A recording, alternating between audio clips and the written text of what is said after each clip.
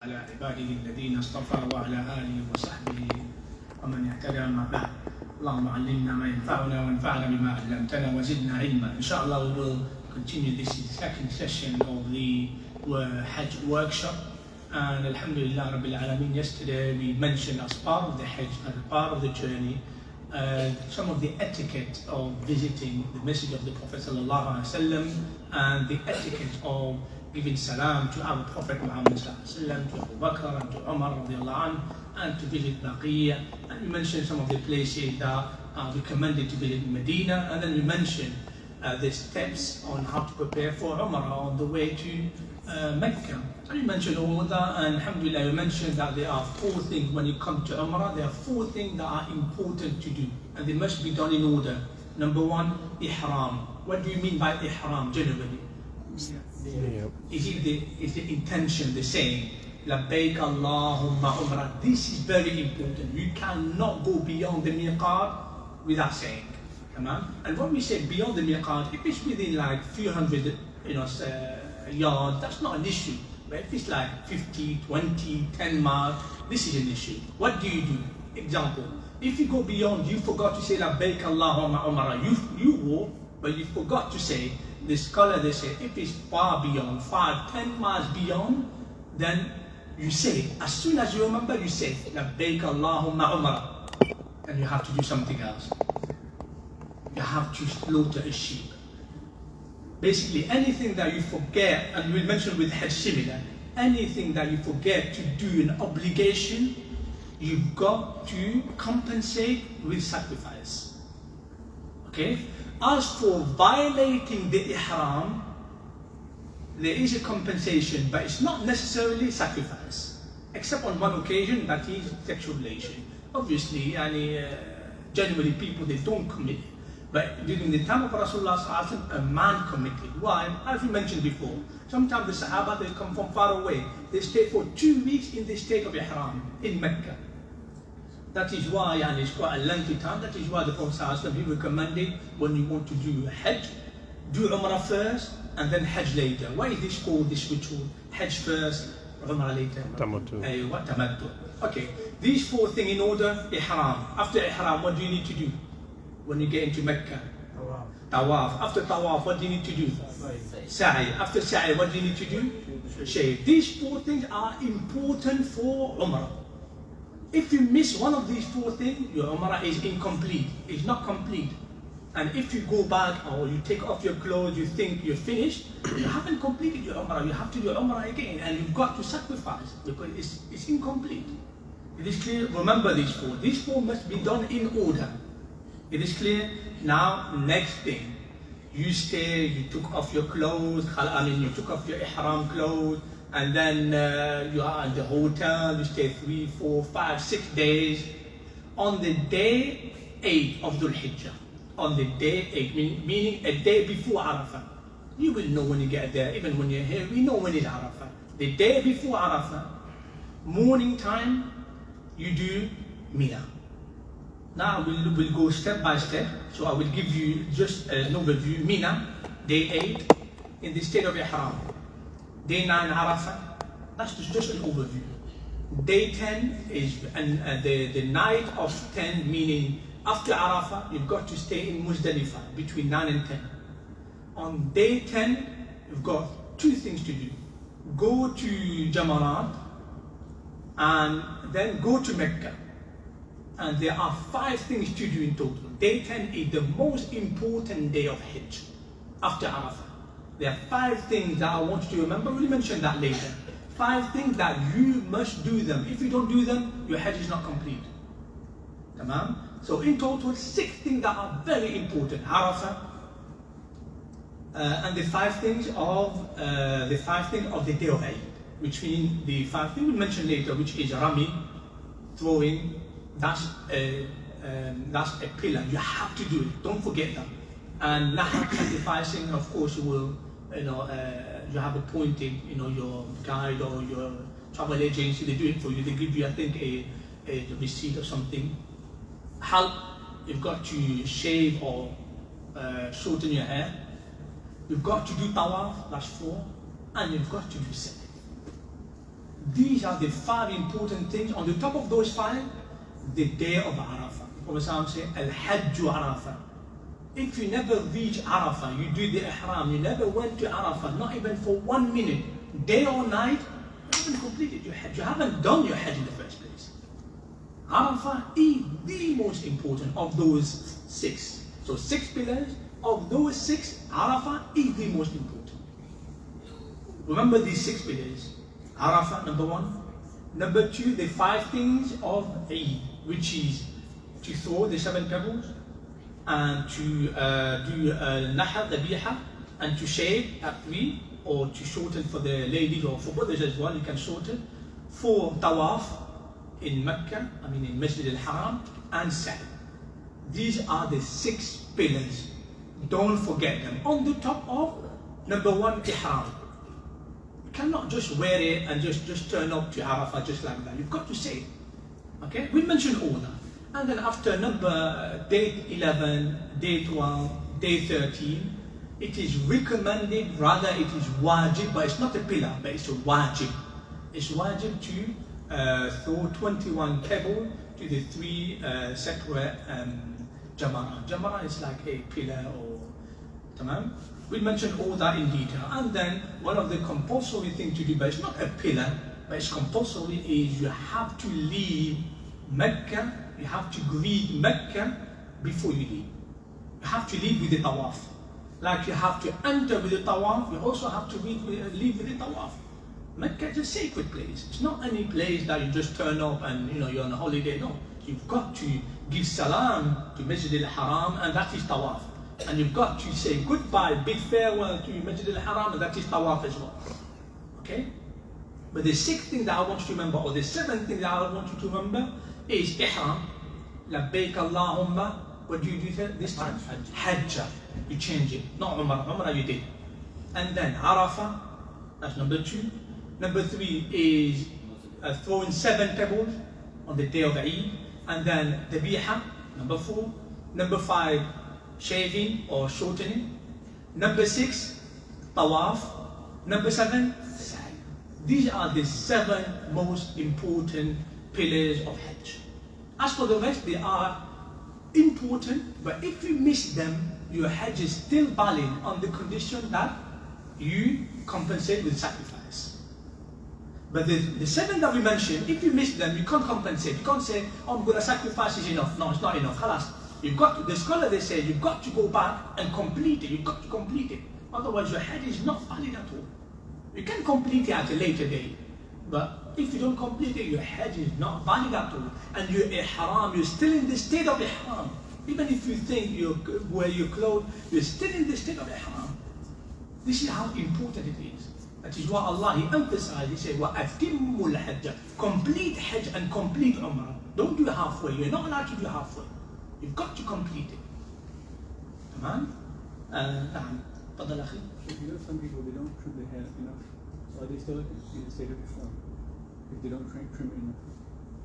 So they don't do one, they only do. They have to trim, even if it's a bit, they have to trim their hair. If they don't trim their hair or whatsoever, for example, some of them may be probably bald, then that's not an issue. They just shave a bit and that's it. But you have, this is a pillar, you have to trim or shave your hair. You have to. Those who are bald, of course, they just do the mousse, and that's it. Now, these are the Hajj site in Mecca. So between Mecca and Mina, there's about 5 miles. Okay, but the tunnel is 3 miles. This is what I remember. There's a tunnel at the back of Mas'ah. When you go back, there's a tunnel. When you do Sa'i behind it, there's a tunnel. That's about 3 miles. A good 45-minute walking distance. Between Mina and Muzdalifah, 3 miles. Muzdalifah and Arafah, there's about 5.5 miles. So remember these things. Before, subhanAllah, I remember in 2000 when I went there, I did all walking. It was a nice walk, but especially with the Muslim brothers around you, you don't feel it. You don't feel like you went, this far. And to be honest, it's quite interesting. Now, alhamdulillah, you have buses, you have train now, mashallah. Her brother said that you have the internal train, even easier now, alhamdulillah. I've seen brothers, they sent me pictures and videos. It's very easy. Allah made things easy, it's good. Because our Prophet MahmudSabir, by the way, he did everything on his camel. So the scholars, they say, based on that, you can take transport, you can take a bike, you can take, now they have, alhamdulillah, train, so, which is really good. But if you want to do walking, if you want to walk, where is the brother Firouz and who else? Zafar, huh? MashaAllah, these trekkers, huh? They like walking. Why not? You can walk, inshallah. It's very achievable by walking. And these are the pictures. This is the Mecca on the left. To the very left here, this is Mecca. And you can imagine there's an area called Aziziyah. I'm sure you heard of it. Those who went Aziziyah. By car, it's about 5 minutes, but now with traffic, a good 30 minutes to get there. And then just behind Aziziyah is Mina. Just behind Aziziyah. And then Muzdalifah, and then further down, Arafah. Now, on the day of Hajj, day number 8, and that is the day before Arafah. You're in the hotel, you wake up for Fajr, excited, you go to pray Salat al-Fajr in Masjid al-Haram, you come back, of course, follow your guide. Don't contradict your guide. If your guide says we go after Dhuhr, after Asr, don't say we're contradicting the Sunnah. No. You have to follow your guide. Follow your group. Okay? Ideally, go in the morning after sunrise. Your group say, no, let's go after Dhuhr. That's not an issue. But on the 8th day, what do you have to do in the hotel? Take a shower, like you did in Omar. And if you have some hair left in the armpit, take it off. Of course, do that the night before, will be better. Take everything off and make it yourself clean. Shampoo, soap, that's not an issue. And then you wear your clothes of ihram, as I showed you yesterday. As for the sisters, they wear the clothes that they normally wear. Okay, whatever color they wear. By the way, the ihram doesn't have to be white color. But ideally, white is a sign of cleanliness, purification. This is why you. And my advice, since you have to wear this for 3.5 days, some brothers 4 days, get another ihram, because you will sweat. It will be 45 degrees, and perhaps something might happen, blood or whatever. Get another. My advice, this is what I did before. Get 2 separate things of ihram. So get 4 pieces. Get 4 garments. That's my advice for the brothers. Okay?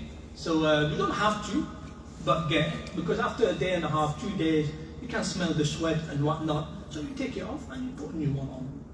Tamam? Morning, you do the ihram after wearing. You say the ihram. What do we say again?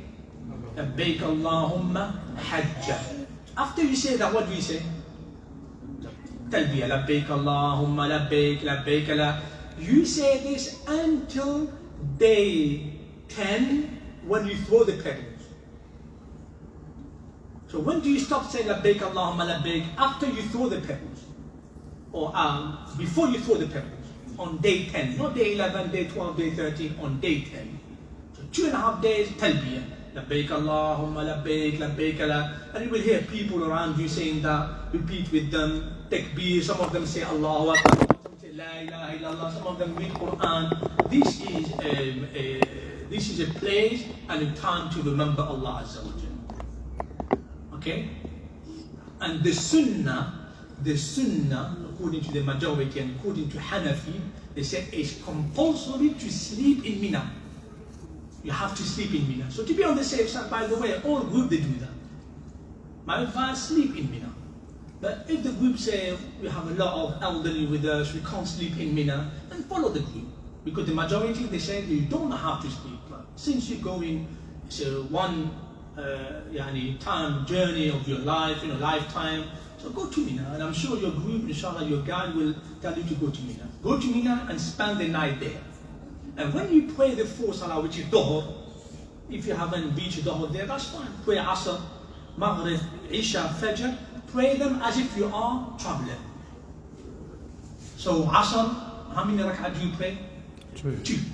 But when you're in Mecca, let's say you pray Dhuhr in Mecca because the group or because the bus came late, you pray with the Jama'ah, you pray 4. But when you're in Mina, you pray 2. Tamam? And this is according to the 4 madhab. This is the 4 madhab, by the way. You pray 2.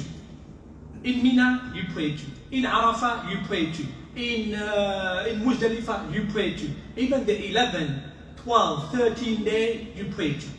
These 5 days, you pray qasr. Shorten your prayers. Yeah? Muqim will also do qasr. Muqim. Say again. Muqim will also do qasr. Muqim as well. Muqim, they do qasr because this is to do with Hajj. It's nothing to do with being muqim or not. This is to do with ritual of Hajj. Tamam? And muqim, they do Hajj. Yes. They do rak'atayn as well.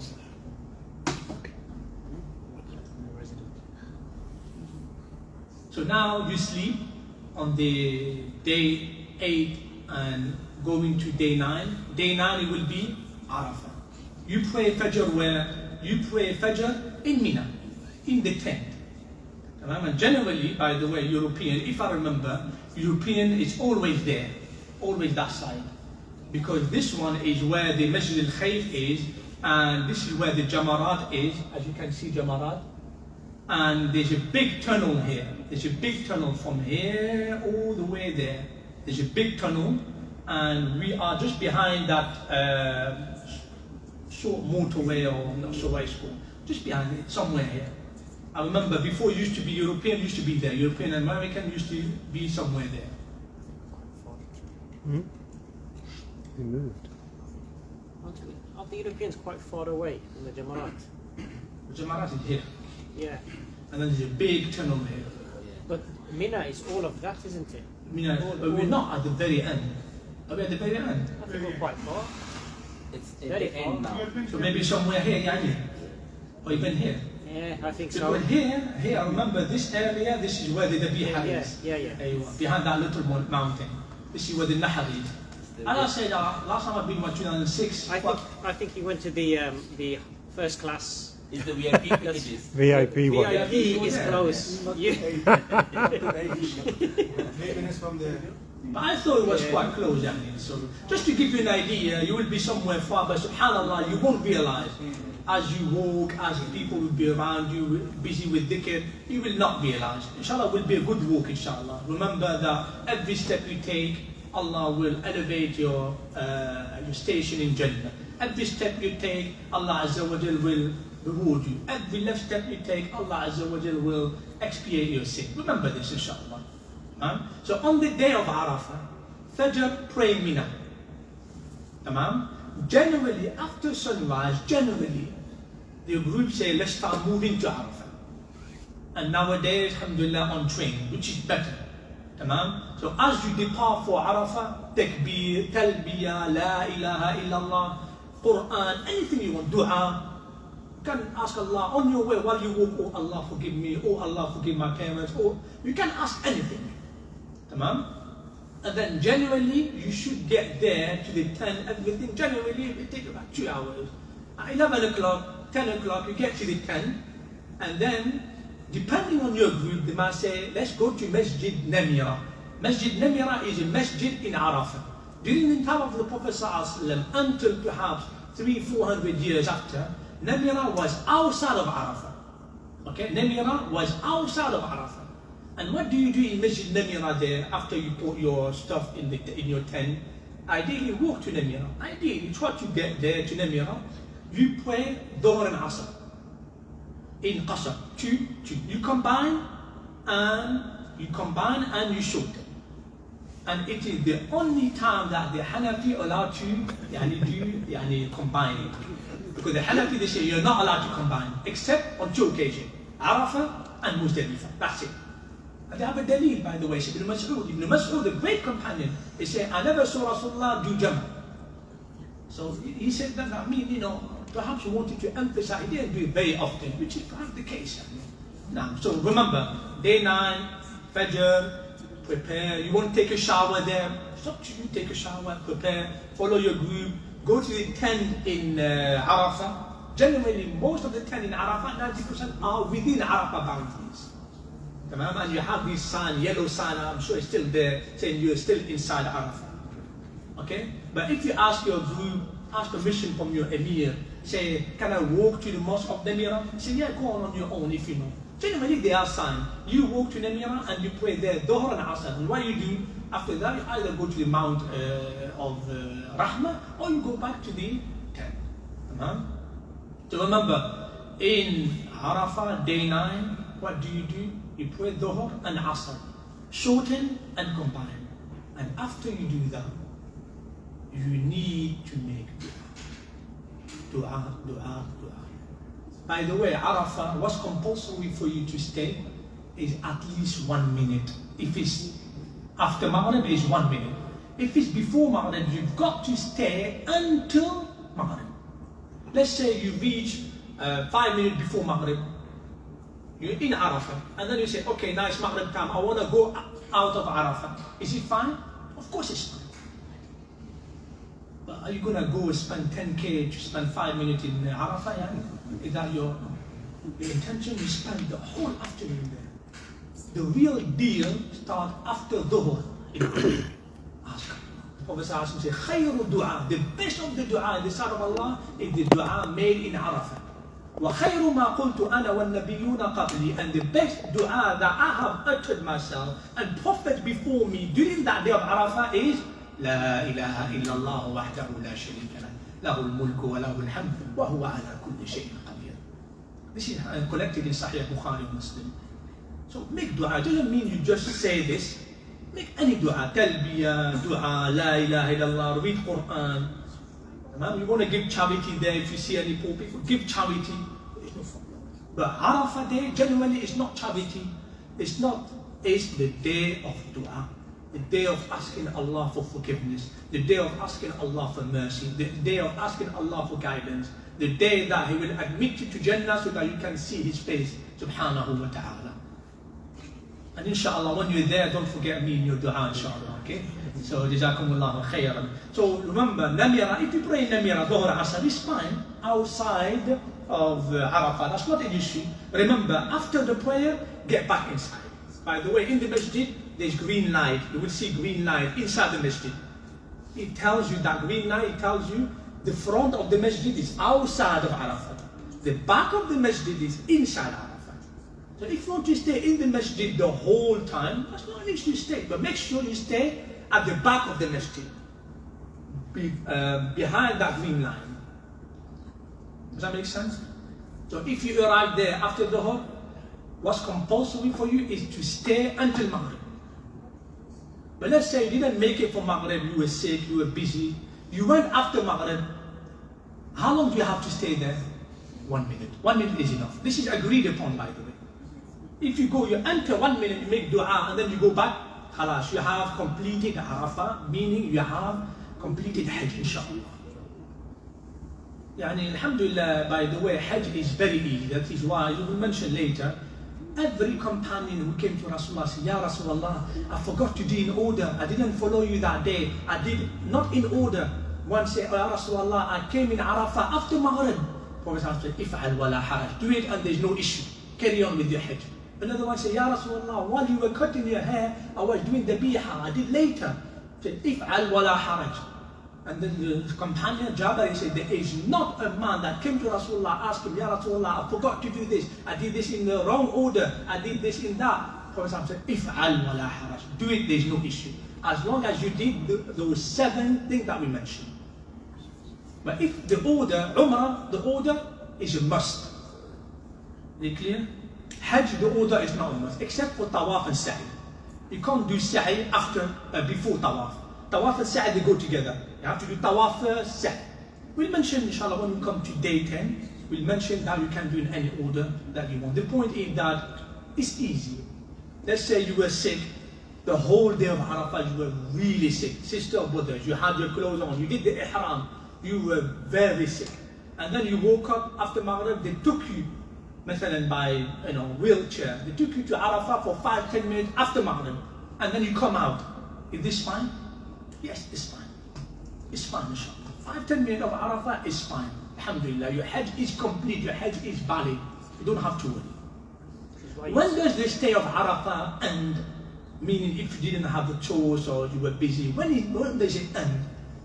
And at Fajr. Fajr of the next day is the end. So 5-10 minutes before Fajr is still the time of Arafah. You still have the time to reach for Arafah. Is this clear? But ideally in the group, stay until Maghrib. After Maghrib, khalas, your Arafah is finished. You will hear the adhan and you will, don't pray there Maghrib, by the way. Don't pray Maghrib and Isha in Arafah. What do? Go with your group and you will head to Muzdalifah. you will head to Muzdalifah inshallah. Yeah, any question? تفضل أخي. You know the takbirat after the Ayyam al-Tashriq, you still say them even when you're on Hajj. So after the Salah, you say Allahu Akbar. You say after you do the biha. The takbirat of Eid is after the biha. When you say Allahu Akbar, Allahu Akbar, La ilaha illallah, you do it after. But anyway, if you do normal takbirah like Allahu Akbar, Subhanallah, Alhamdulillah, this can be done in any time during Hajj. the one that you do on Talbiyah, you mean? the day of Arafah, you start from Fajr and ends on the 13th. You do talbiyah. After every Salah. No, talbiyah ends on the day of 10 when you throw. Talbiyah, labbaik Allahumma labbaik. You know, for those like the one we do here, Yeah. After every Salah, we say Allahu Akbar, Allahu Akbar. Oh yes, we do Allahu Akbar from Fajr time. And the scholar they say that generally this is for those who are outside of the pilgrimage, yani those who are not pilgrims. We do takbirat al-muqayyad. By the way, this takbirat al-muqayyad doesn't start from takbirat al-muqayyad. It start of course from Arafah, but the takbirat generally start from the first 10 days of Dhul Hijjah. From day 1 you say Allahu Akbar, the whole 10 days. And this also applies to pilgrim. But pilgrim generally they're busy with talbiyah. Labbaik Allahumma labbaik. Generally. So in Arafah, remember, dua. Prophet me say, La ilaha illallah wahdahu la sharika lah, lahu al-mulku wa lahu al-hamdu wa huwa ala kulli shay'in qadir. So the Prophet, he said, the best thing that I and the Prophet have said on the evening of Arafah is this dua that we mentioned. It's not restricted to that. You can say any dua that you want. Excuse me, sir. I'm asking you about what is the Wuquf Arafah? What is the proper position of that? Wuquf Arafah. The Wuquf Arafah. What is the Wuquf exact bi'Arafah. exact proper position of that? The wuquf of Arafah, because the word wuquf means to stand. Okay? Generally, standing is better than sitting or lying down. Generally. So what you do ideally, if you can go to the Mount of Rahmah, you know the Mount of Rahmah? Stand in the Qibla. Yani the Mount of Rahmah in front of you toward the Qibla. That's the best way to stand. That's the best place to be. Why? Because our Nabi Sallallahu Alaihi Wasallam, he was there. He stood there and he stood the whole afternoon. He didn't sit down. He stood. But does that mean that you have to stand? You don't have to stand. You don't have to stand. If you feel tired, you can sit. No? So you stand in front of the mount, directing the Qibla and ask Allah. But now your group say, go back to the tent after Masjid Namira. Can you do that? Of course you can do that. That's not an issue. Generally the tent are inside of Arafah. Intention is also very important. Wuquf Arafah intention will be also important. Would be The intention. of course. Without Arafah, yani your Hajj is not valid. Arafah is the most important pillar of the 7 pillars that we mentioned earlier. Now, so the day of Arafah, as you can see, the day where Allah Azza wa Jal, He descends. The way He does, Allahu Alam. Don't ask how He descends. Does He stay away from the throne? He doesn't. Allah is above everything and He descends. Allahu Alam. And Allah Azza wa Jal, He forgives and He frees most of His creation from hellfire on the day of Arafah.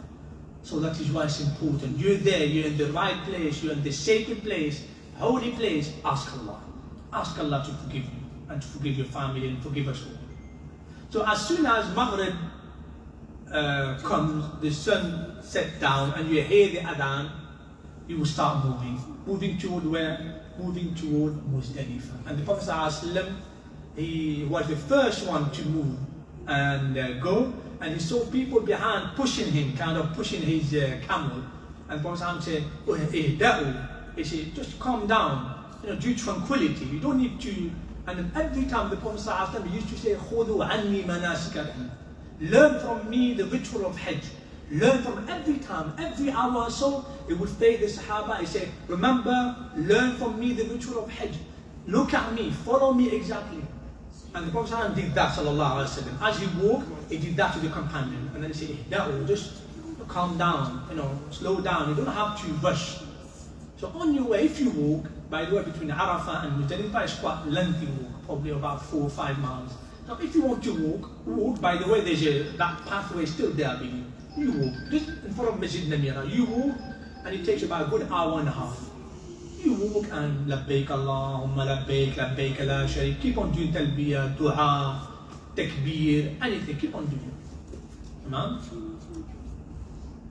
And as soon as you reach Muzdalifah, your group will tell you, okay, let's camp here, let's camp there. Muzdalifah, there is no bed, there is no tent, so you've got to bring something with you, a bed sheet or a how do you call it?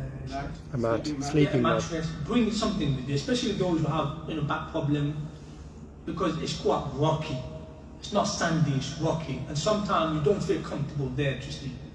What do you do in Muzdalifah? You don't sleep only. As soon as you get there, wait for your group, you pray Maghrib and Isha together. You combine them and you pray Qasr. Of course, Maghrib there is no shortening, Maghrib is 3, but Isha you pray 4. You pray 3 and 2. Sorry, Isha you pray 2, sorry. Isha you pray 2. Do you pray Sunnah, anything between, after? Our Nabi Sallallahu he didn't pray any Sunnah. As soon as he finished Isha, he told the people it's time to sleep. And they all slept. And of course, people were tired. They had a lengthy day full of dua. And the Nabi Sallallahu he was known Sallallahu to pray all night. But on that day, he didn't pray. And the scholar they say why? Because not only he was tired, but he was also preparing for the next day, which is a very important day. You have 5 rituals to do on the next day. 5 important things to do. That is why prepare. Have some sleep. And you can collect pebbles at that time. Get a bag, collect pebbles, 7 pebbles, or you can collect 70 pebbles. Either 7 for the day 10, or 70 for the 3 days together, for the 4 days. Day 10, 11, 12, 13. Because 11, 12, 13, you throw 21 times. 7 in each pillar. So 21 times 3, 63, right? And 7 of the day of Eid, that's 70. Either you collect 70, or you collect just 7. Just 7, that's inshallah enough, inshallah. Is this clear? Which pebble, how big should they be? They say as big as a chickpea. The Prophet you mentioned the word chickpea. So probably an inch should be enough. Not too big, not too small. Too small perhaps, that's not accepted. Big is fine. Because if it's too small, like a small dust, it might not be accepted. So remember, it has to be at least 1 inch. 2, 3 inch, that's not an issue. Because you're throwing something. And the ulama, they say, what's the purpose or what's the wisdom behind throwing? You are actually tarjam al-shaytan. You're actually lapidating, or what's the word? You are casting shaytan, if you can say the word. And you are casting shaytan. This is what Ibrahim alayhi salam did. Ibrahim alayhi salam, this is what he did. Tamam? Now in the morning, of course, now you're in the group, obviously. So I would expect in your group that perhaps half of your group might leave midnight, 1 o'clock in the morning.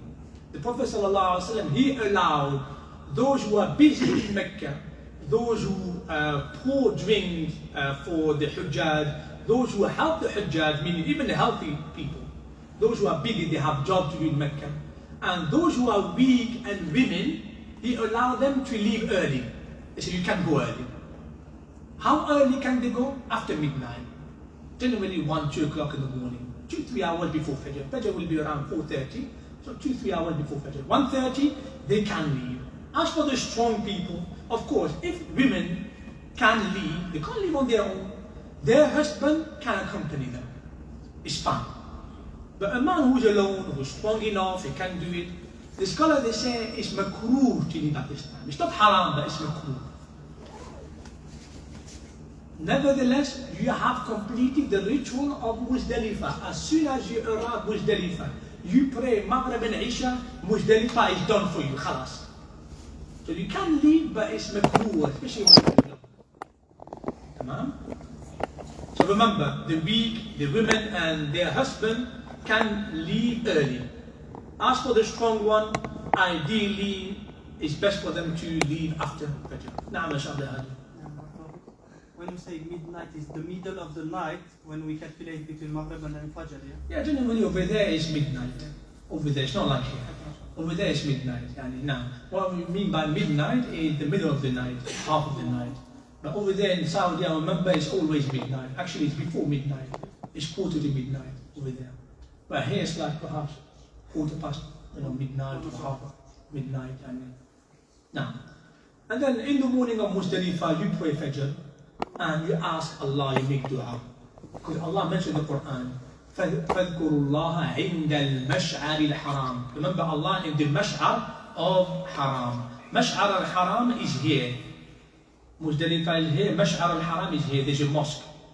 Okay? So generally it would be, I remember I was somewhere here, so there's no tent, there's no, but alhamdulillah there are toilet facilities and shower facilities. But my advice, before it was quite difficult to get there, you had a long queue. My advice, try your best when you're in Arafah. In Arafah, the wudu and toilet facilities are much better than Muzdalifah. So try your best to do it over there. But in the morning, when you go and wake up for Fajr, and you expect at least half an hour, of queue. This is completely normal, by the way. So that is why we said yesterday, bring with you what on the top of these provision. Bring with you sabr, patience. Remember patience. Patience, very important. Taqwa. Allah Azza wa Jalla, وَتَزَوَّدُوا فَإِنَّ خَيْرَ الزَّادِ تَقْوَى. Taqwa, patience. That's why Allah Azza wa Jalla, He emphasized Al-Hajj أشهر معلومات فمن فرض فيهن الحج فلا رفث ولا فسوق ولا جدال في الحج. Be patient, very important. And subhanAllah, it's a discipline. The best way to discipline yourself is the time of Hajj. And may Allah accept from us all. Amen? So now, you prayed Fajr, you are in day 10. You still have your ihram, you still do talbiyah, you're not allowed to take your ihram out. Okay, now let's recap what we did yesterday. What are the 9 things that the women can do and the 9 things that the men can't do? Otherwise you will be considered as a violation of ihram. Yalla, let's recap. Perfume. You can't put perfume. What about before? Let's say you take a shower, you put perfume on your body. It's fine. Perfume, you can't put perfume when you're in the state of ihram. As soon as you say, Labbaik Allahumma Hajja, khalas, no perfume for you. Even if you say, I made a mistake, I put perfume and you re-say it again, no. You have to compensate. Tamam? And compensation we'll mention later. From the sisters, so perfume, what else from the sisters? Let's talk about the 7 common ones agreed upon. Hunting. Go ahead. Hunting. Yeah, hunting, well done. From the brothers, yalla. Nails. Nail, from the sisters. Cutting hair. Cutting hair, that's 4. From the brothers.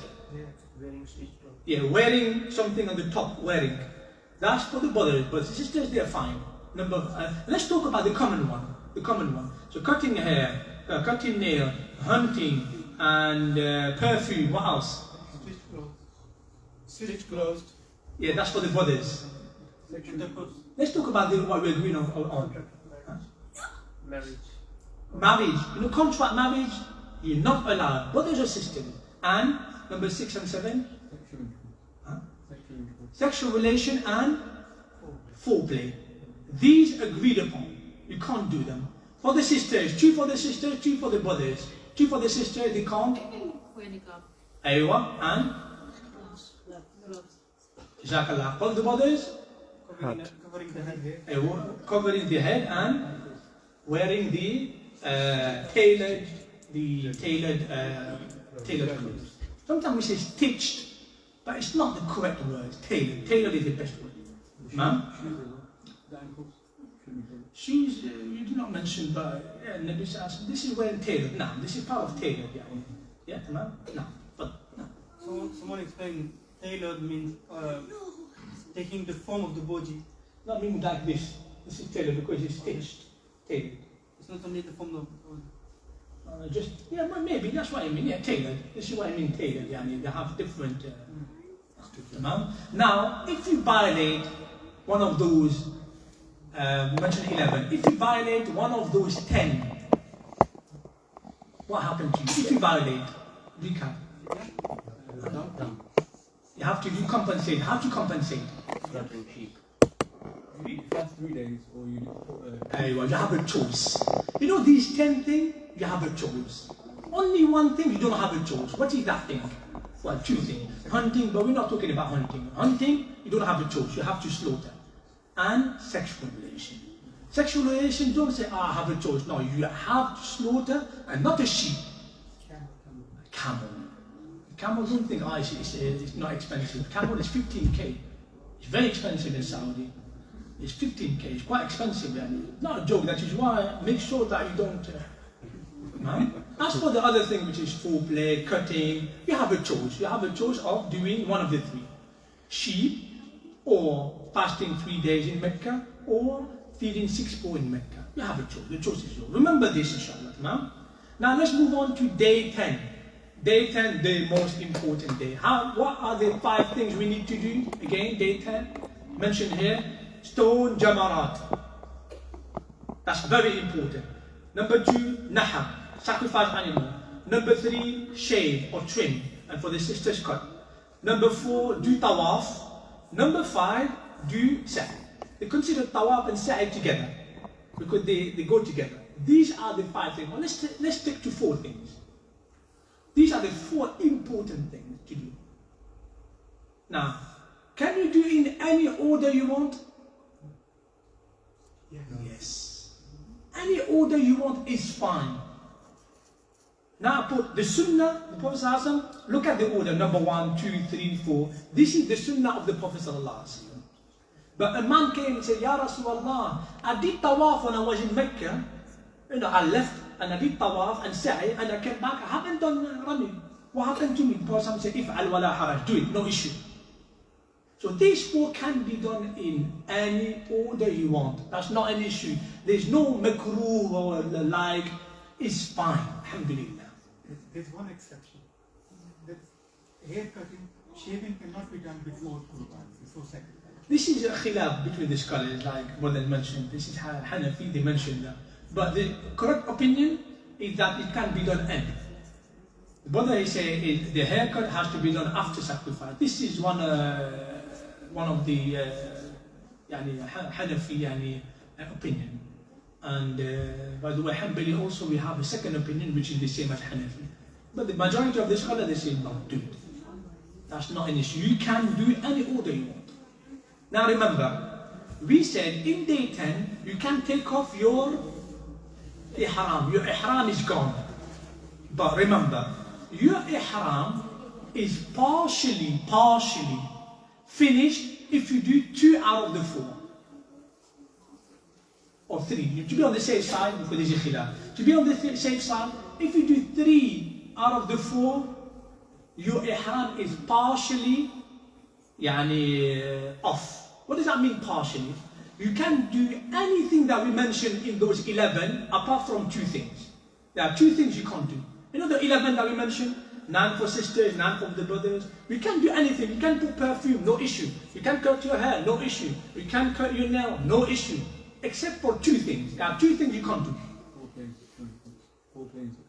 Foreplay and sexual relation. You can't do these 2. Hunting, you can hunt. If you do 3 out of 4, you can hunt. That's not an issue. Well, you can't hunt in Mecca because it's Mecca. Mecca, you can't hunt in Mecca anyway.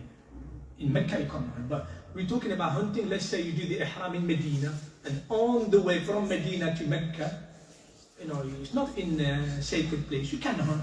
But when in the state of ihram, you can't hunt. But here in Mecca anyway, you can't hunt anyway. Mecca, you cannot hunt anyway. Is this clear? So even for the sisters, the same. If the sisters do 3 out of 4, let's say sisters, after midnight they leave, they go to the hotel, and perhaps they want to take a shower. They pray Fajr in Masjid al-Haram, and they want to do tawaf and sa'i together. That's considered as one. Is the ihram off or partial ihram off? No. They have to go and then they have to perhaps cut. They can cut, by the way, after tawaf.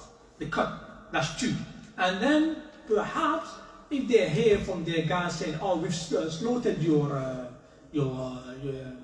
animal," then they are partially off ihram. But to be on the safe side, make sure that all these 4 are done, and then inshallah, once these 4 are done, khalas, then your ihram is completely off. You can have sexual relation, you can have, anything. Apart from hunting, because in Mecca you can't hunt, obviously. It is clear? It is clear why we mentioned these 4 like this, and some of the scholars, they mention 5. Hanbali mentioned 5, it's 5. But inshallah, perhaps let's say 4 will be easy, because tawaf and sa'i is the same anyway. You can't do tawaf without sa'i. By the way, tawaf sa'i must be done in order. You can't start sa'i first and then tawaf. You can't do that. If you do it, then your tawaf is accepted, but your sa'i is not accepted. You have to go back and do sa'i again. The first one will be sa'i of nothing. It will be sa'i of nothing. Is this clear? So tawaf first, sa'i. It is clear, brothers, for this issue. So once you do 3 out of 4, you can take off your ihram, you can put perfume on, you can cut your nail, you can wear the clothes, you can put your hat. That's not an issue, inshallah. تفضل يا شيخ عبد الهادي. And when you say 3 of the 4, is any 3? Any of the 3 of the 4. And when you say the 5th one was the 5th one? Any of the 3. Now when you say, then you said that Hanbali is 5, what is the 5th? The 5th one is sa'i. Oh, it's considered as, okay. Yes, together considered as one. Now.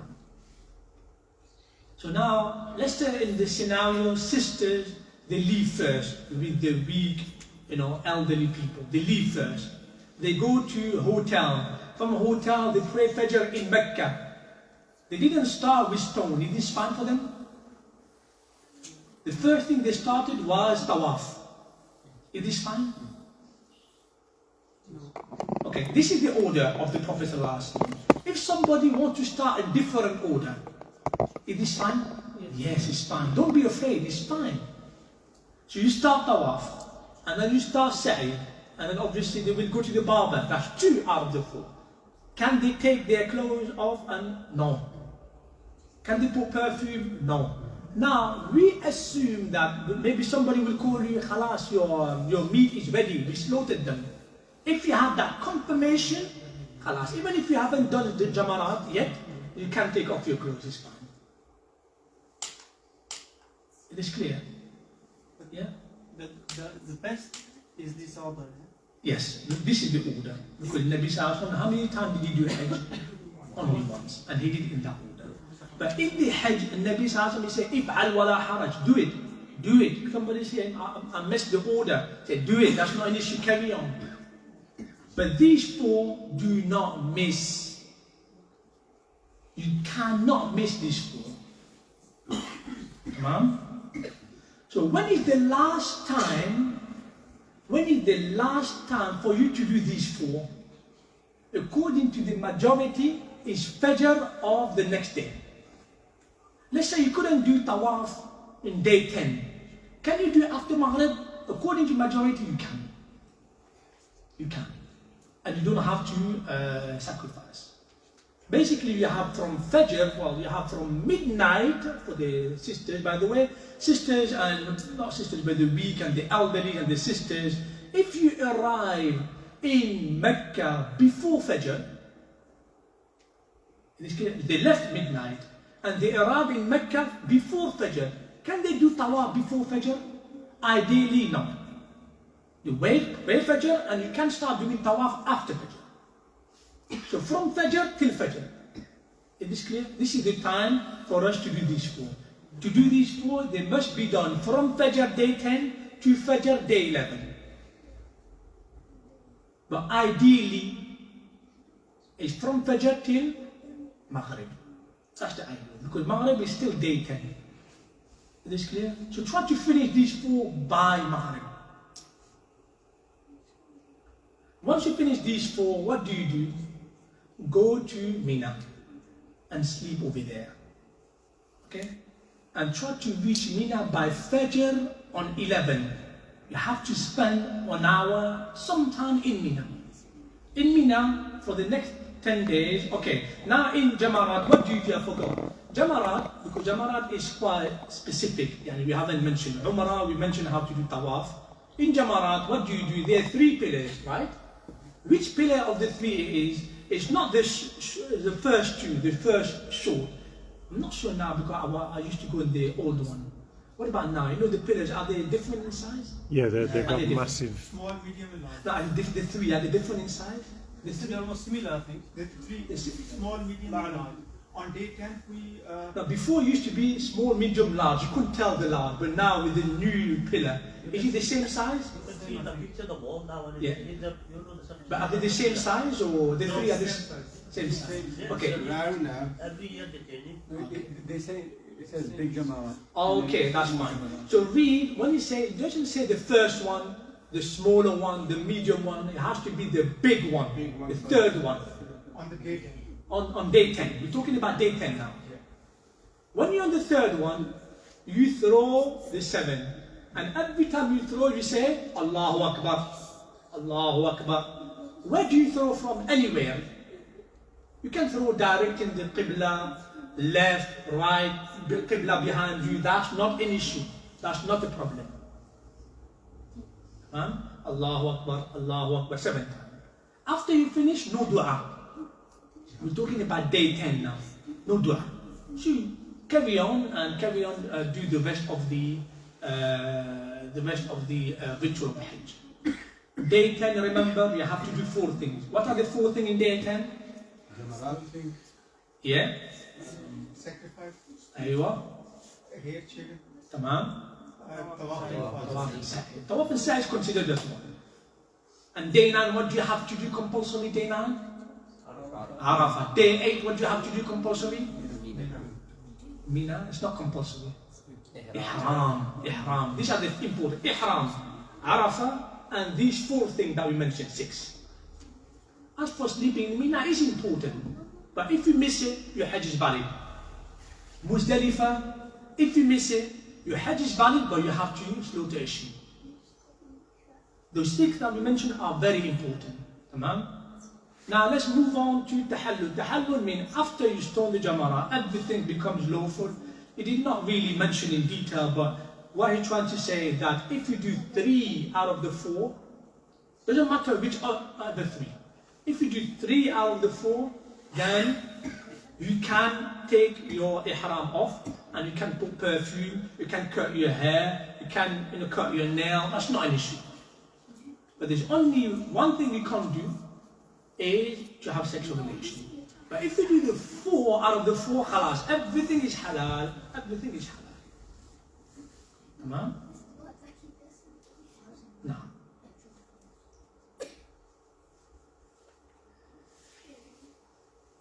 Now he's talking about tawkeel, which looks like that if you have appointed somebody to slaughter for you, tamam? You bought a coupon, still exists, subhanallah. Okay, and by the way, slaughter animal doesn't have to be in Mina, can be in Mecca. But ideally, the person, the guide, he's responsible. They will tell you. And when can you slaughter? Ideally, ask the guide to slaughter on the day of Eid. Ideally, so that you have a full tahallul, meaning you are completely off the state of ihram. Okay, those who cannot afford, let's say that one of the brothers cannot afford, that can happen, it's possible. Say, I can't afford for £500. We say to them, they've got to fast 10 days. 3 days were in Mecca, and they can be fasted before Hajj or after Hajj. And 7 days when they return back home. Tamam? Allah Azza wa Jalla says, ذَلِكَ لِمَنْ لَمْ يَكُنْ أَهْلُهُ حَاضِرِ الْمَسْجِدِ الْحَرَامِ. Allah Azza wa Jalla says, فَمَنْ لَمْ فَصِيَامٍ مِنْ صِيَامٍ أَوْ صَدَقَةٍ أَوْ نُسُكٍ فإذا أمنتم فمن تمتع بالعمرة إلى الحج فما استيسر من الهدي فمن لم يجد فصيام 3 أيام في الحج و7 إذا رجعتم تلك 10 كاملة. 3 and 7. تمام؟ They have 3 kind of Hajj. I think one kind of Hajj is called is tamattu, which is you do Umrah first and then Hajj. Or you do Umrah and Hajj together, or you do Umrah after Hajj. These 2 types of Hajj, you need to slaughter. Because you do 2 things in one. But if you just do Hajj on your own, just Hajj, they don't have to slaughter. No? Of course, mentioned in order, so you do first thing is, you do, this is the order, you stone, and the final one, the big one, and then after that you slaughter, after that you shave, and once you shave, you go to do tawaf. And you mentioned yesterday the tawaf, how to start the tawaf, and how to end the tawaf, and the dua that we say, and the sa'i as well. The sa'i between, there are 7 circles, right? In the first circle, what do you say? The dua. You face the Qibla, La ilaha illallah. Raise your hand. لا إله إلا الله وحده لا شريك له له الملك وله الحمد وهو على كل شيء قدير لا إله إلا الله أنجز وعده ونصر عبده وهزم الأحزاب وحده. How many times do you say that? 3 times. But in between the 3 times, what do you say? Dua. So you have 1 dua in the middle, La ilaha illallah, dua in the middle, La ilaha illallah, and then you start moving. So you start Safa, where do you end 7 times? Marwa. When you end in Marwa, don't think it's finished. Sunnah, face the Qibla, say the dua again. Before you leave, say the dua again. So the dua you say it actually 8 times. Yeah, you say 7 or 8 times. Anyway, what I'm trying to say, you start with the dua and you end with the dua. Is clear, inshallah? Once you do all that, khalas, alhamdulillah, your Hajj is complete. But you still have one obligation to do, and that is day 11 and day 12. But let's say you miss day 11 and day 12, your Hajj is still valid, but you have to slaughter. You have to slaughter and compensate. Look at the sequence. Abdullah ibn Omar and Jabir, the Prophet near Jamrah, and the people were asking him questions. The man said, "Oh Messenger of Allah, I've slaughtered before the Rami." He said, "Do Rami and there's no harm." He kept saying there's no harm. Another person, "Oh Messenger of Allah, I got my head shaved before slaughtering." He said, "Do the slaughtering now and there's no harm." On that day, when the Prophet was asked about anything as regards the ceremonies of Hajj or the ritual of Hajj performed before or after its due time, his reply was, "Do it now and there's no harm." So during the 10th day of the Hijjah, the day of Eid, you can do in any order you want. So now, the last thing that we need to do is to go back to Mina. After you go to the hotel, you got changed, you put your clothes on, go to Mina. And what's compulsory in Mina to do is to sleep during the night, and after Dhuhr, you throw. You throw the 21 pebbles. 7 for each pillar. So day 11, day 12 is compulsory. Day 13 is not compulsory, it's good. Allah Azza wa Jalla says, وَاذْكُرُوا اللَّهَ فِي أَيَّامٍ مَعْدُودَةٍ فَمَنْ تَعَجَّلَ فِي يَوْمَيْنِ. The one who wants to do only 2 days and rush back home, فَلَا إِثْمَ عَلَيْهِ. There is no harm for him. وَمَنْ تَأَخَّرَ فَلَا إِثْمَ عَلَيْهِ لِمَنِ اتَّقَى. And those who want to delay and stay 3 days, then there is no harm for him, and it is better for those who fear Allah. 3 days is better than 2, obviously. So since you're going once in a lifetime, you're not going there, all the time, so make sure you do 3 days. What's compulsory is to do 2 things. To sleep some in the night, not sleep, but spend some time in the night, that's compulsory. And to throw after Dhuhr the 21 times. So 7, 7, 7. Now, let's say you throw Dhuhr, you hear the adhan, you throw Allahu Akbar 21 times. After that, you want to go to Mecca, and you want to spend Asr, Maghrib, Isha. After Isha, midnight, you say, okay, let's go back to Mina. Can you do that? Yes, it's fine. It's fine. You don't have to stay the 3 days in Mina, although it's better. And Nabi Sallallahu Alaihi Wasallam, he stayed those 3 days in Mina. He didn't come out of Mina. But it's fine to come out. And show 2 things. After the Dhuhr, you throw. But by the way, you don't have to throw during the day. You can throw in the night. And my advice, by the way, to sisters and elderly, throw after Maghrib. After Maghrib, there's not many people at all. Throw after Maghrib. We're talking about 11, 12, 13. I'm not talking about 10. I'm talking about 11, 12, 13. So during the day, you can spend the day in Mecca, no issue. You go to the hotel, you eat, no issue. And you say, okay, after Asr, let's go to Mina. You go to Mina, you spend the night in Mina.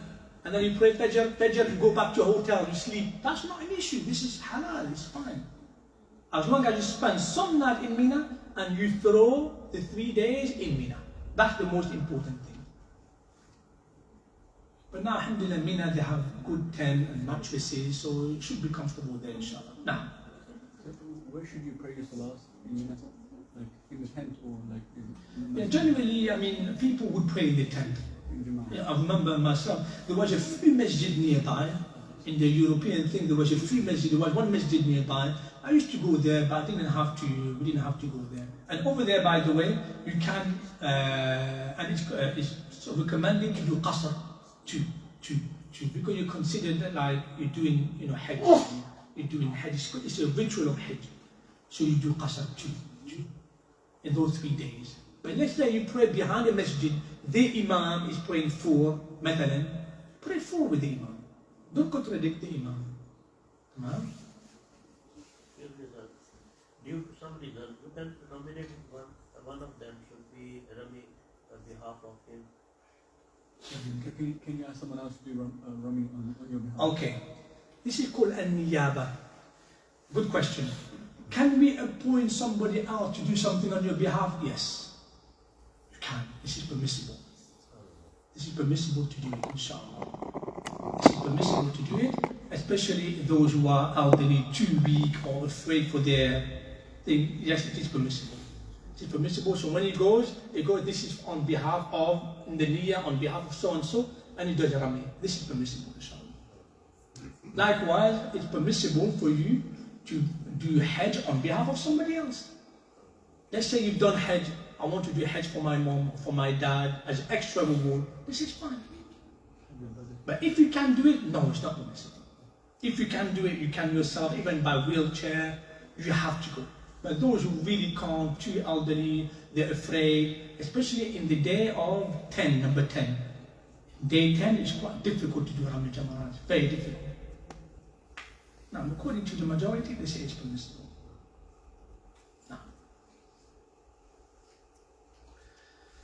Now, stone the 3 Jamarat, as we mentioned, it has to start afternoon, after Dhuhr. Has to start after Dhuhr. So the way you do it is that the first one, that's the first pillar. You throw the first one on the right. You throw toward the right, so like this. Once you finish, Allahu Akbar, Allahu Akbar, Allahu Akbar, you leave the pillar on the left, and you face the Qibla. Let's say the Qibla is that way, and you make dua. You make dua as long as you want. In the narration, Abdullah ibn Omar said that the Prophet ﷺ would stand as long as Surah Al-Baqarah. He exaggerated, but he's trying to say that he made a long dua. Perhaps 15-minute dua. Ask Allah. You go to the second. As you walk to the second, leave the pillar to your right. So you throw like this, the pillar is that way. And then, when you face the Qibla, the pillar is on the right, and you make dua. Same thing, as long as the first one. And the third one, the third pillar is on the right. You throw 7 times. After 7 times, there is no dua. You carry on. So first 2 dua, last one no dua. And for each pillar, 7 times. This dua is very important. And Nabi Sallallahu Alaihi Wasallam used to lengthen his dua at this time. The first one, by the way, it doesn't mean if you miss the first one you did on the other side, is it haram? No, it's not haram. This is all sunnah. But if you want to follow Nabi Sallallahu Alaihi Wasallam, try your best to be, for the first one, keep the pillar on your left. Second one, keep the pillar on the right. Third one, keep the pillar on the right. That's the ideal. Obviously now with a lot of zahma, it's almost impossible, or not impossible, but very difficult to do it. So anywhere, you can do it anywhere. That's not an issue, inshallah. Even dua, you can do it anywhere, but make sure you face the qibla. No? You can't use the pebbles picked from the Jamarat and anyone has used already. They use pebbles in the Jamarat. You can't use that to. Oh no. Once it's, what do you mean? Once it's thrown, Somebody use the pebbles from anywhere. Let's say in Mina, flow. but around the pillar, you mean? Are there pebbles around the pillar? No, what does mean? If you find pebbles, somebody else is used. Sometimes they don't hit the actual stone and they fall short. Can you pick them up if you're short and use them? For yourself or for somebody else? Myself now. I don't know. I mean, Allahu Alam. I don't know. I'll find out, inshallah. Inshallah, we'll find out. We'll tell the brothers. I'm not too sure. Allahu Alam. And by the way, you mentioned about pebbles. I've mentioned you can take from Mina. Let's say you're in the tent. You can take it from Mina or Muzdalifah. That's not an issue. But let's say you're around the pillar and there are pebbles on the floor thrown by other people. Can you use them? Yeah. Allahu Alam. Allahu Alam. I can't remember. I can't recall the fatwa of the Mashayikh. I can't recall. I've heard that it's makruh, but you can't use them because it's already used. But they've already been thrown by others. So Allahu Alam. I'll find out inshallah. I'll find out through the books and I'll perhaps will mention what the Firouz will mention inshallah. Tamam inshallah. Inshallah we'll text you and now. So and then after that, once you finish day 11, day 12, some of you might think, I want to go to the hotel, I'm tired. That's not an issue. But make sure you leave before Maghrib. You leave Mina before Maghrib. So on day 12, you can go early.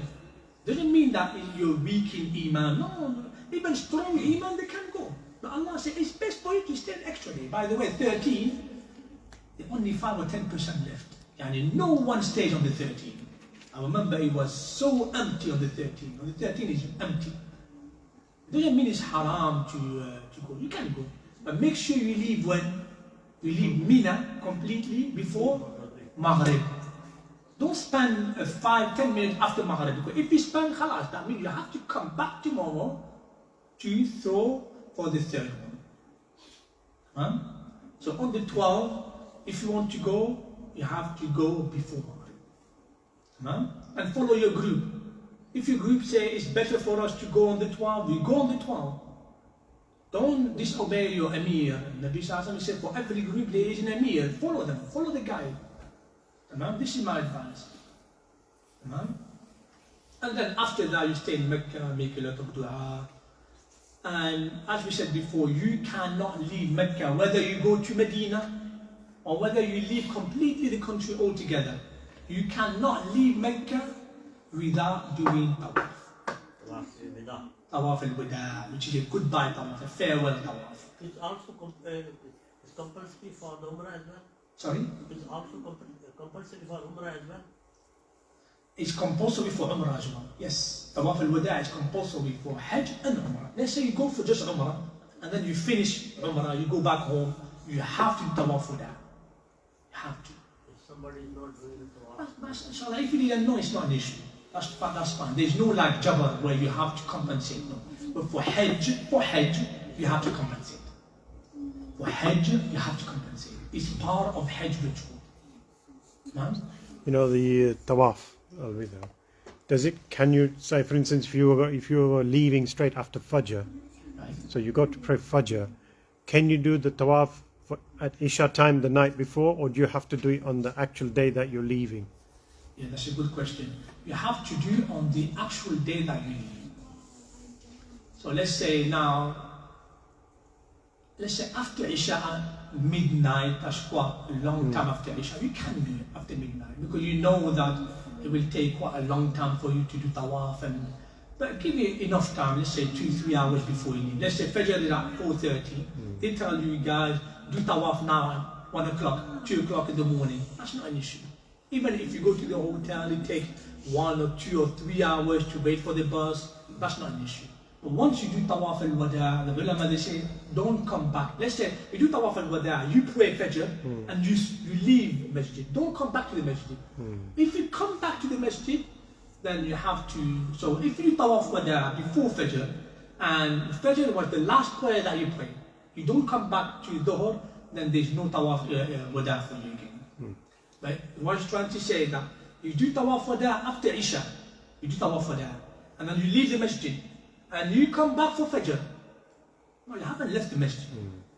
Does that make sense? So ideally, make the last prayer or last Tawaf, the last encounter with the Masjid. If you're in a hotel, you wait for the buses, sometimes you wait 3-4 hours, you could tell the guy, well, we could have done Tawaf for that. No, it doesn't work like that. You have to wait for the bus, and it takes time, it takes time. And carry Zamzam with you, inshallah. And make sure you bring a liter of Zamzam with you for me, inshallah.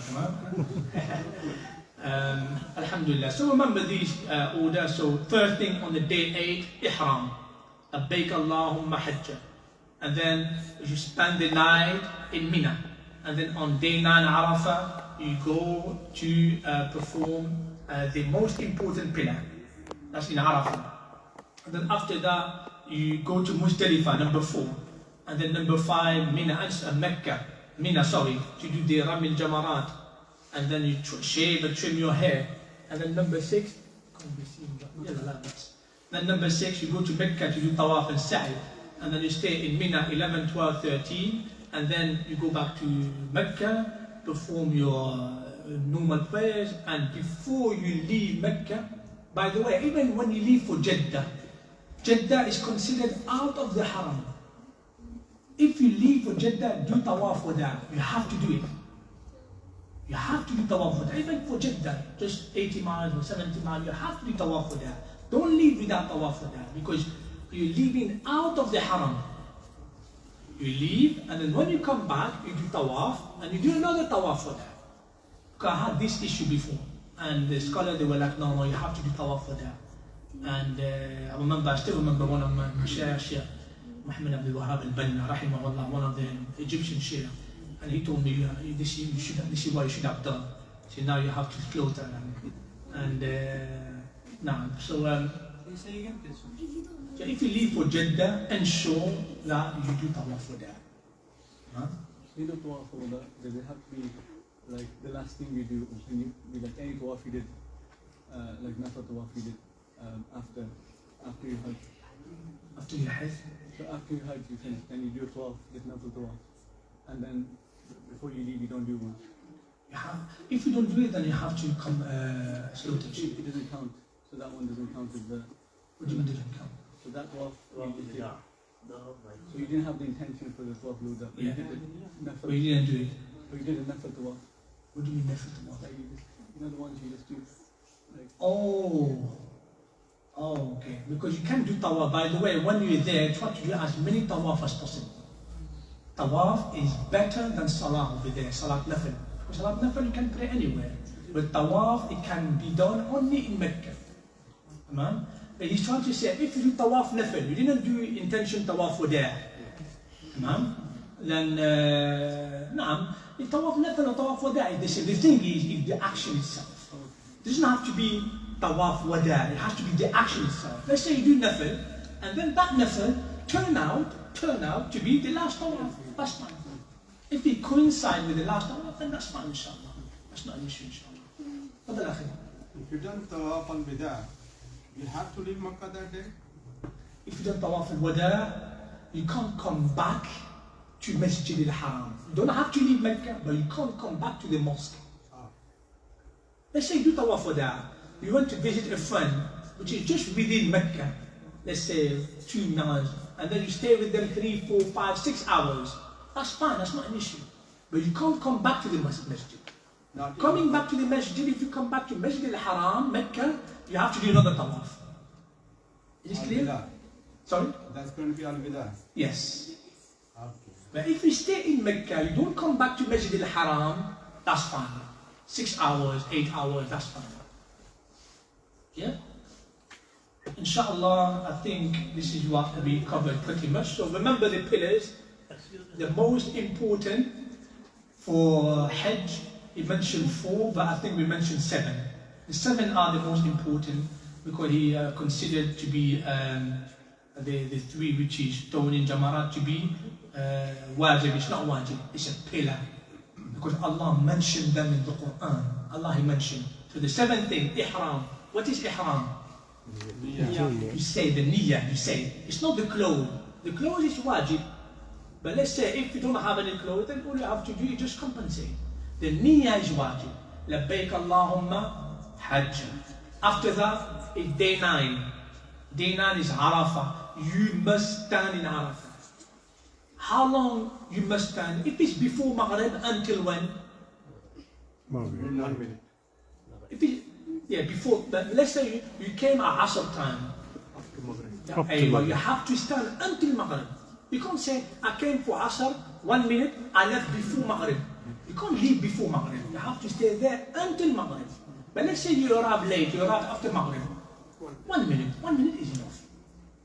1 minute is enough to be your Hajj to be valid, but it's not the point. The point is you make dua. After that, on day 10, you need to do these 4 things. What are the 4 things? Yeah, so throwing, animal sacrifice, shaving your hair, tawaf and sa'i together. Don't forget these 4. If you forget one of these 4, sacrificing is not enough. See what the scholar is very, they're very strict about this. As for staying in Muzdalifah, let's say you were sick, you couldn't do it. The scholar says your Hajj is valid, your Hajj is fine, but you have to slaughter. So if you miss one of these, obligations that we mentioned, the ulama, they say that you have to slaughter a sheep. You have to.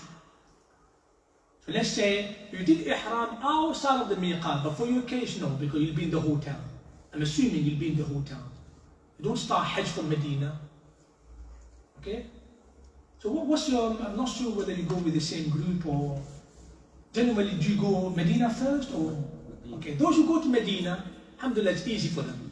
Because they do Umrah from Medina. That's not an issue. But remember, from Medina to Mecca, these 2 or 3 hours, you're in the state of Ihram. So no perfume, no. But those who go to Umrah first, they do the Ihram where? Before the Masjid. Yeah, on the plane. You remember we said yesterday?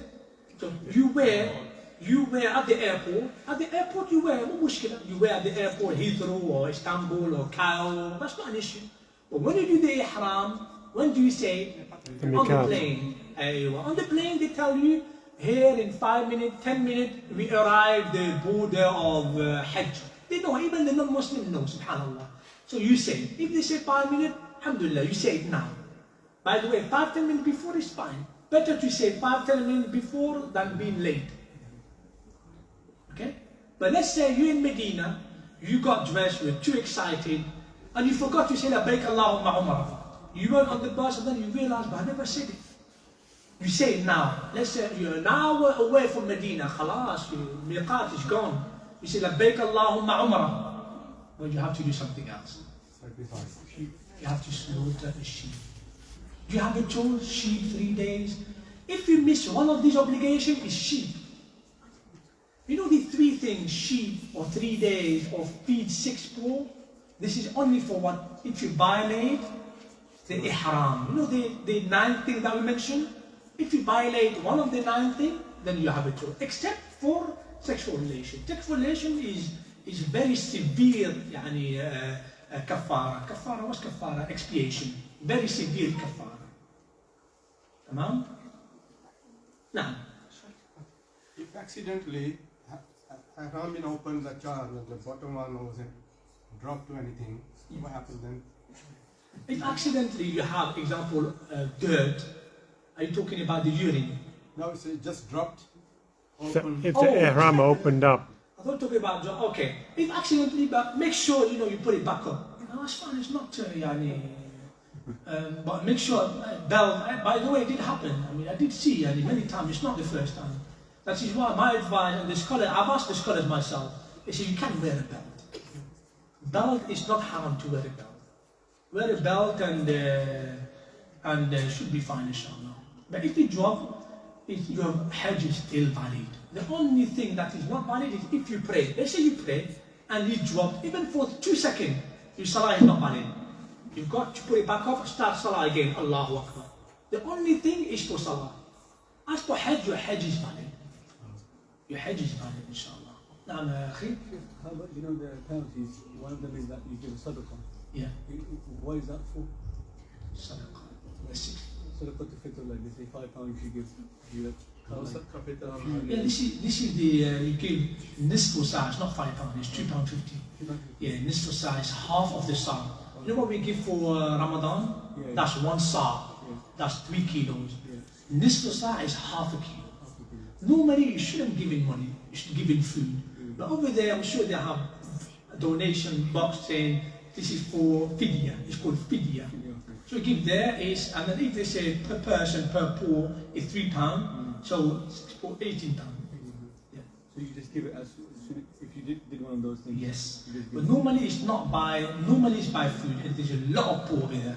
Buy food, buy 1.5 times 6, buy 9 kilos of, let's say, rice or staple food, and give to the poor around Mecca. There's many poor around Mecca, I'm sure you've seen them. There's many poor around Mecca. Buy food and give them food. Now, Tawaf wada is an excuse for the women with menses. yeah, for the women who have menses, that's a different story. That's why I said yesterday that my advice to you sisters is take the pill. And this is what Ibn Uthaymin advised. Ibn Uthaymin advised as well. So if you know that during this, now remember, Hajj start on the 26th, 25th. 25th of June till roughly the 1st, 2nd of July. This is Hajj time. If you know your menses, because you have regular menses, if you know your menses come during those days, take the pill. Take the pill to block this blood flowing.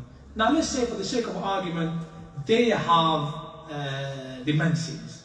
Yes, the women, they are excluded from performing. Why? Because Nabi Sallallahu Alaihi Wasallam performed Tawaf Ifada.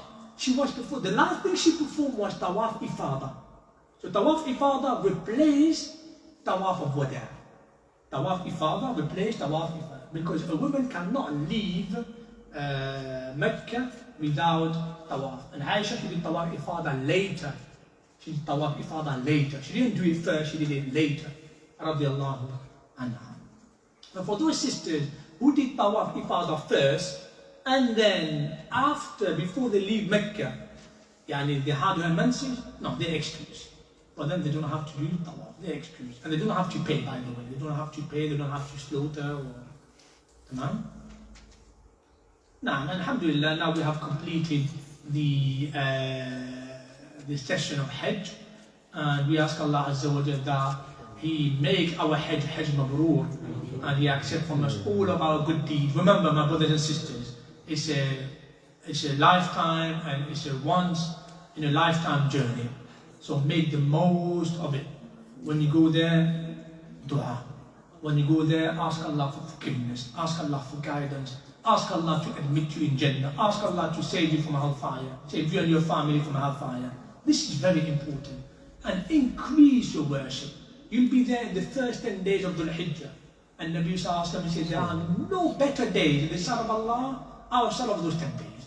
And not only in the best time and best place and best masjid. So remember, maximize your good deed and stay away from the sins.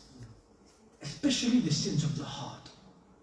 We look a lot at the sin of the action, which is good, but the sin of the heart are far greater. Stay away from hiqq, stay away from hasad, stay away from envy, stay away from hatred, stay away from gossip, in the heart. Stay away from having any hatred toward Muslim, to a family. That is why it's important, before you leave, always fix and make out with your family. Just say, I'm sorry, I made a mistake. This is my sincere apology. This is my mistake. Be sincere. And Allah Azza wa Jal will accept from you. Allah Azza wa Jal will accept from you. And please, when you're there, don't forget me in your du'as, inshallah. Tamam? Jazakumullahu khairan. Inshallah, I will take your question. I'm not sure whether the sisters, because it will be good if the sisters have some questions. I'm not sure. Okay. Oh, that's fine, yeah. Take one or two questions, inshallah, and then I will let you go. Okay, I've got a few questions. Can you share the slide? Inshallah, we'll share the slide, inshallah. I will share the slide. I will give it to your brother Firouz. And I think the brothers and sisters, they want, if medicine like gel, cream, have a fragrance in them, would we still be able to use them? If there are no other medicine, there are no other medicine, you have gel. The thing is, fragrance, what I mean by fragrance, it's not just a smell. It's a smell that is used just for the purpose of fragrance. Not gel, the gel that you put. Sometimes the gel has some small smell, like mint smell. This is not the fragrance. This is part of the chemical stuff. That's fine. What's fragrant is known to be used for fragrance. Saffron, wars, these are specific fragrance. These are haram. As for moisturizing, try to get the thing that has less fragrance, that has less smell as possible. Alhamdulillah, now we have, if you go to Boots, and you've got a whole shelf full of moisturizers, and alhamdulillah, so if sunscreen is waterproof, will that affect your wudu? Sunscreen, what's sunscreen? It's a sunblock to stop. Oh, yes, it does. Because the water won't reach your skin. I haven't used it, but does it block the water coming through? Certain types they do if you go swimming and stuff like that. Then you're not allowed to do that. And the delil of that, and Nabi Sallallahu Alaihi Wasallam, he saw a man, hadith from Qadar ibn al-Aswad, hadith in Sahih Bukhari Muslim, he saw a man and something, a pain or something blocked, just as small as a, Nabi Sallallahu Alaihi Wasallam, as small as a coin. And Nabi Sallallahu Alaihi Wasallam, he saw him. He was like, did you do wudu? He said, yeah, I did. He said, no, you haven't done wudu. Take that off and do wudu again. The scholars say likewise, if you have example, women, they have these, how do you call these? Nail varnish. Nail polish. Nail polish, we know for a fact that they won't reach, the thing. They're not allowed to take nail polish while they do wudu. They have to take it off. Or pain. Some brothers, they have pain and pain are in there. Make sure you wash it away and make sure there's no pain left. Makeup as well. Makeup as well. It is waterproof. Are they? You have waterproof? Some of the Probably some foundation, yeah. Probably there's some foundation that are quite thick. Allah. The point is that, if you have sunscreen that block the water, then yes. You're not allowed to basically, the wudu is not, you haven't done your wudu. Until you ensure that the sunscreen is gone, inshallah. Now, Wallahu alam. Now, fadlan akhi. Toothpaste is same Toothpaste? Oh, yeah, sometimes it's true, that's a good thing. Some toothpaste, they have mint toothpaste. Mint toothpaste. And the scholar, they say that it's best to avoid. It's not haram, but it's best to avoid. Why? Because siwak also has some fragrance. And are we allowed to use siwak? Yes. We're allowed to use siwak. So the scholar, they say, like Ibn Uthaymin, they say it's best to avoid, but it's not haram, but it's best to avoid. So use your normal toothpaste. Now, most of toothpaste, there's a toothpaste called charcoal toothpaste, it's very nice. It's very strong, but it's not the smell, it's just that, this is how it smells. So just use it and toothpaste is fine, inshallah. Good question, Jazakallah khair. Now, fragrance is you use it for the purpose of scent, for the purpose of smelling nice. This is, as for medical purpose or useful to clean yourself, like in your, this is not, inshallah, this is fine, inshallah. Wallahu alam. Wa sallallahu ala nabiyyina Muhammad wa alihi wa sahbihi. May Allah accept from you all, and may you go there safely and come back safe. And may Allah Azza wa Jalla return you and your family to safety, inshallah, protect your family. And may He subhanahu wa ta'ala help us achieve to worship Him in the best possible way. Allahumma inna ala dhikrika wa shukrika wa husni ibadatik. Oh Allah Azza wa Jalla, help us to worship You in the better way. Help us to remember You in the better way. Help us to inna ala dhikrika wa shukrik, and help us to be more grateful to You, Ya Allah. Wallahu alam, sallallahu ala nabiyyina Muhammad wa alihi wa sahbihi. Wassalamu alaikum wa rahmatullahi wa barakatuh. Jazakumullah khair.